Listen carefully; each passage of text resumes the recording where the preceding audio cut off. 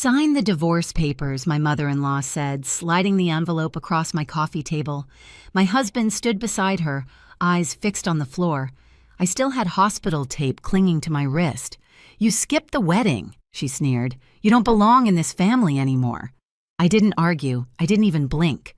I picked up the pen and signed slowly, deliberately. Her smile widened, certain she'd finally broken me. But as the ink dried, something shifted. They thought it was the end of a marriage. It wasn't. It was the beginning of something none of them were prepared to face. When people picture a perfect marriage, they imagine balance, two people carrying equal weight. Ours never looked that way from the outside. Ethan cooked, cleaned, ran the community kitchen downtown. I worked 70-hour weeks as a financial strategist, the kind of job that demanded silence, order, results. He was the warmth in our home. I was the structure. And for 3 years, it worked. Until his mother decided it shouldn't. Amelia Grant believed a woman belonged in the kitchen, not the boardroom. She never said it kindly. She said it like gospel. A man who lets his wife pay the bills, she told anyone who would listen, isn't a husband, he's a pet. I'd hear her words secondhand through family dinners, through the awkward glances of her friends who suddenly pitied Ethan. He always tried to protect me. "She just doesn't understand modern marriages," he'd whisper, rubbing the back of my hand. But I did understand. I understood that some women never forgive another woman for doing what they never dared to. Haley. My sister was the first to notice how the tension followed me home. "You flinch every time your phone buzzes," she said one night over takeout. I shrugged, pretending it was work stress. The truth was, Amelia called almost daily, little reminders about what a real wife would do. Bake hosts smile more, speak less. I'd mastered every crisis at the office, but nothing prepared me for the politics of pleasing someone determined to hate me. When Ryan's wedding invitation arrived, Ethan was excited. "It'll be good to see everyone again," he said. "A chance to reset." I smiled because that's what wives do when they're already bracing for impact. Amelia called the next day. Rustic lodge in the mountains. She bragged all family, no excuses. I promised we'd be there. I even bought a dress, soft silk, pale blue, something she couldn't call too formal. For a moment, I believed peace might be possible. Then came the pain. It hit before dawn, 3 days before the wedding, sharp twisting like something tearing open inside me. Ethan found me on the bathroom floor, shaking. The ER lights were blinding the machines, relentless. The doctor's words blurred together, bleeding ulcer. Stress induced. 5 days minimum. I nodded because nodding was all I could do. Ethan squeezed my hand. "I'll let everyone know," he said. "They'll understand." I believed him. I shouldn't have. On the second day, I was sitting up, IV still in my arm, typing on my laptop, something familiar to keep me steady, when the door slammed open. Amelia walked in, perfume first, judgment second. "You look fine," she said. "You're upright. Typing." I told her the doctor had forbidden travel. She waved a manicured hand. "If you can work, you can attend. Stop embarrassing this family."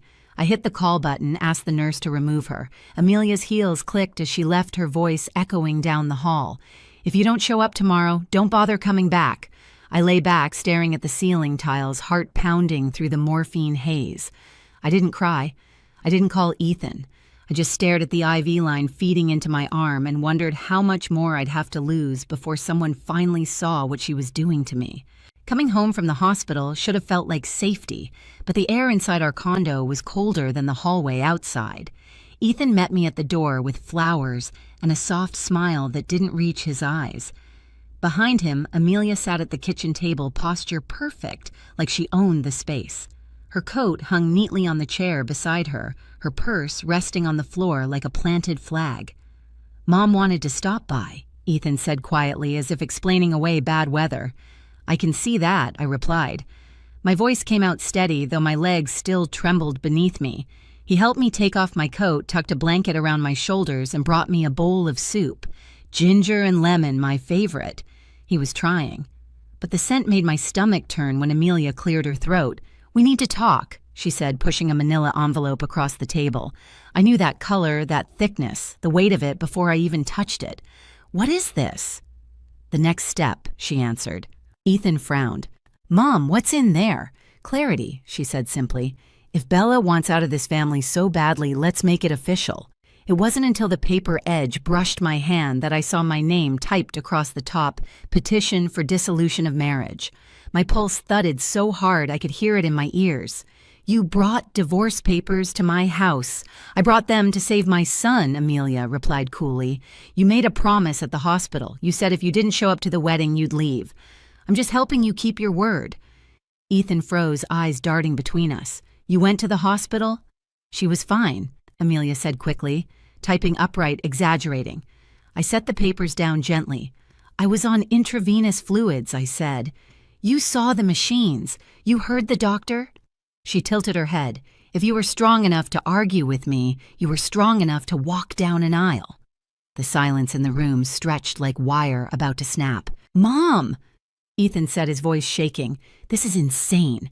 You can't just... She's turned you into her servant, Amelia snapped. You cook, you clean, you cater to her schedule. What does she give you besides an empty bed and a tax deduction? Something in me shifted. A low, quiet burn replacing the helpless ache I'd carried for years. I looked at Ethan. Do you believe that? He shook his head instantly. Of course not. Amelia laughed, sharp and brittle. He doesn't have to believe it. Everyone else does. I stood my body still weak, but my voice steady. You came here to humiliate me. Consider it done. Now leave. She smirked, gathering her coat. You'll regret this silence, Bella. The door shut behind her like a final nail. Ethan ran a hand through his hair, whispering, I'm so sorry. I didn't know she'd go that far. I sat back down, staring at the envelope. My reflection rippled faintly in the glossy surface. I wasn't angry at him, not yet. But I knew this moment, the quiet after someone crosses a line, is where everything starts to change. That night, I couldn't sleep. Every time I closed my eyes, I saw her face, the smug satisfaction when she slid that envelope across my table. My stomach still ached from the ulcer, but this was a different kind of pain, the kind that burned clean through anger and left only resolve. Ethan sat beside me on the couch, head in his hands. I don't know how to fix this, he said quietly. You don't, I answered. I do. He looked up startled. For the first time in our marriage, he saw at the part of me that never begged, the woman who calculated outcomes for a living. The next morning, I brewed coffee, opened my laptop, and started going through our household spreadsheets. Every bill, every wire transfer, every line item I'd paid since we married.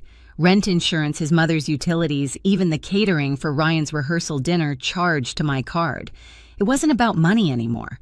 It was about truth. Numbers don't lie. People do. I printed everything, stacked it neatly in a folder, no yelling, no threats, just proof. By noon, Haley dropped by with soup. You look dangerous, she said, half joking. I'm done playing nice, I replied. She glanced at the pile of paperwork. What's the plan I'm going to give Amelia what she wanted? I said. Clarity. When Ethan came home, I told him calmly, your mother's right about one thing, we do need to set things straight, but not her way. He looked exhausted, scared even. What are you going to do? I smiled faintly. Tell the truth. All of it. That night, I slept better than I had in weeks. The fear had left. The silence I once used to survive was about to become my weapon. The next evening, Amelia called, demanding to discuss the papers. I told her to come over. My voice was flat, steady. She thought she was walking into a surrender. She had no idea it was an ambush built on facts and years of quiet endurance. When I hung up, Ethan asked, Are you sure you're ready for this? I folded the final page into the folder and met his eyes. I've been ready since the day she decided I wasn't enough. Tomorrow, she'd learn what silence sounds like when it finally speaks. Amelia arrived the next afternoon exactly on time, of course. Her heels clicked against the hardwood like a countdown. She didn't knock. She never did. Just opened the door and stepped in with that familiar perfume cloud that always felt more like invasion than presence. Ethan stood beside me, hands clasped tight, but she looked right through him. I brought a notary, she said, dropping her coat over the chair. Let's get this over with. No need, I replied. You won't be needing those papers. Her brow furrowed the smallest crack in her perfect control. Excuse me. Sit down, I said calmly. We're going to talk about family the way you like to. She hesitated, maybe sensing the difference in my tone. No tremor, no apology. Then she sat. Her bag designer and structured rested beside her like a shield. I slid a folder across the table the same way she'd done with the divorce papers 2 days earlier. "What's this?" she asked. "Documentation," I said. "You should appreciate that it's your favorite kind of truth." Ethan looked at me confused, but I didn't break eye contact with her. "You accused me of using your son," I continued, "of treating him like a servant. You've called me a parasite, a paycheck, a problem. So let's review the math." I opened the folder page by page. Rent every month for 3 years paid from my account. Groceries, utilities, his health insurance. Even your heating bill last winter. I paused. "Remember the catering at Ryan's rehearsal dinner? You praised the food. You should. I paid for it." Her face stiffened, the color draining from her cheeks. "That's ridiculous. Ethan sends me money every month." "Yes, I said money that came from our shared account. A line in the budget labeled Mom." Amelia turned to Ethan, desperate. "You didn't tell me that, did you?" He swallowed hard. "I didn't want to embarrass you." She blinked rapidly, eyes darting between us. "You expect me to believe this? That you've been paying for everything?" "You don't have to believe it," I said softly. "You can read it." I slid the receipts toward her. The neat columns, the printed statements, my world reduced to proof. She flipped through the pages with trembling fingers. The silence grew thick, heavy. Her breathing hitched. "You made me look like a fool," she whispered. "No," I said. "You did that yourself." Her head snapped up. "You think this makes you better than me? You think money buys respect? No," I said, again slower. But lies cost it. Ethan finally spoke, his voice barely steady. "Mom, stop. Please. This isn't about sides anymore." She glared at him. "She's poisoned you against me." I leaned forward. "You did that all on your own, Amelia. Every insult, every dig, every threat. You wanted to control him, to make him choose between peace and pride. And when that didn't work, you tried to shame me into disappearing." Her lips trembled, but her tone was sharp as ever. "You're cold. You think keeping everything neat and balanced makes you right. You don't love him. You own him." For the first time, Ethan raised his voice. "Enough." His palm hit the table. "You don't get to talk about love. You use it like a leash." The sound startled even her. She froze, eyes wide. He continued, voice shaking but clear. "She's never tried to control me. You have. You treat me like I'm still 12 years old." She turned to him, pleading now. "I'm your mother, and I'm your son," he said. "But I'm also her husband. And I'm done watching you tear her apart just because she doesn't fit your script." Her eyes filled, but not with remorse, with fury. "She's taken you from me." I stood then, gathering the folder, sliding it back toward me. "No, Amelia, I didn't take anything. I gave. For years. And I never asked for gratitude, just decency." She stared at me, breathing hard. "You think you've won?" "There's nothing to win," I said. "I'm done playing your game." Ethan stepped closer to me, a quiet motion that spoke louder than any words. "Mom," he said gently, "it's time for you to go." Her expression broke not into tears, but disbelief. "You can't mean that." "I do," he said. "We both do." The words hung in the air, final and irreversible. She stood slowly, gathering her bag, eyes sweeping the room, the framed photos, the soft lights, the life she never controlled. At the door, she paused. "You'll regret this." I met her gaze. "Maybe, but it'll be my regret, not yours." When the door closed behind her, the silence was vast, but not empty. Ethan exhaled like he'd been holding his breath for years. "I should have stopped her sooner," he said. "You just did," I replied. He reached for my hand, the same hand that had signed the papers meant to destroy me. "What happens now?" I looked at the folder still on the table. "Now we start over." But this time without pretending. He nodded, eyes glistening. For the first time in months, I believed him. That night, as rain tapped softly against the windows, I poured the paperwork into the shredder. Every receipt, every printed statement. Proof wasn't needed anymore. The truth had already done its work. In the quiet hum of the machine, I heard something else, the sound of a chapter closing. Not with a bang, but with precision. Outside, the city lights blurred through the rain. Inside, the weight that had lived on my chest for years finally lifted. Amelia had walked out thinking she'd lost a fight. She never understood it was never a fight. It was freedom. We moved 3 weeks later into a brownstone 2 neighborhoods over smaller, quieter ours. Ethan found part-time work managing a community garden, the same place he used to volunteer. I reduced my client list, started leaving the office before sunset. We began cooking together, laughing again, building something that finally felt like choice, not performance. Haley came over the first night with wine and Thai takeout, so she said, grinning, that finally exploded.